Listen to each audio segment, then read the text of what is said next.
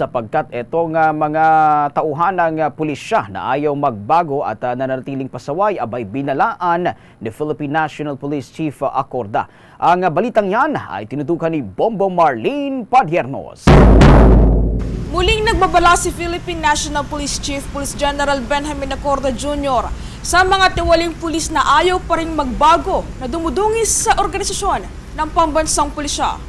Batay kasi sa pinakahuling datos na inilabas ng pambansang pulisya, lumalabas na sa unang mga linggo ng taong 2024 o mula noong Enero 1 hanggang netong Enero 17 ng taong kasalukuyan ay aabot na sa 16 na mga pulis ang nasisibak sa serbisyo ng dahil sa pagkakadawit sa katiwalian.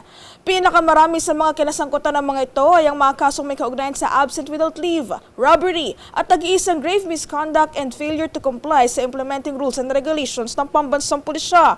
Dito muling binigyan diin ni Philippine National Police Chief Acorda ang pagpapatupad ng command responsibility sa buong hari ng kapulisan kung saan kabilang sa mga pananagutin ang mga bisor ng mga mapapatunayang tiwaling pulis. Kaugnay niyan, narito ang bahagi ng pahayag ni Philippine National Police Chief Police General Benjamin Acorda Jr. This opportunity and may I take the advantage again of this time or this press conference to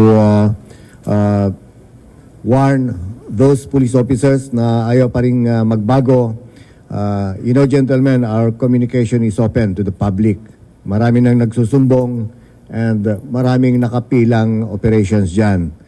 So please, maawa kayo sa pamilya nyo. You have high salaries na. Kung maalala, kamakailan lang ay tuluyan ng sinibak sa serbisyo si Police Lieutenant Colonel Mark Julio Abong na isang pulis na nagpuputok ng baril sa isang bar noong taong 2023 na napag-alaman ding sangkot sa isang hit and run incident kung saan nasawi naman ang isang tricycle driver noong taong 2022. Gayun din si Police Major Alan De Castro na sinibak naman sa serbisyo ng dahil sa imoralidad. Matapos umaming kahit pamilyado na, ay karelasyon pa rin ito ang nawawalang beauty queen na si Catherine Camilon sa Batangas City na siya ring itinuturing na primary suspect sa pagkawala ng naturang beauty queen.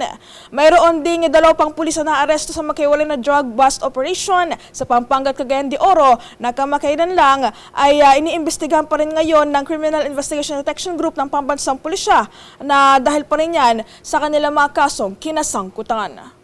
Para sa Bombo Network News, ako po si Bombo Marlene Padiernos, nag-uulat para sa #1 and most trusted radio network in the country, Bombo Radio Philippines. Basta Radio, Bombo!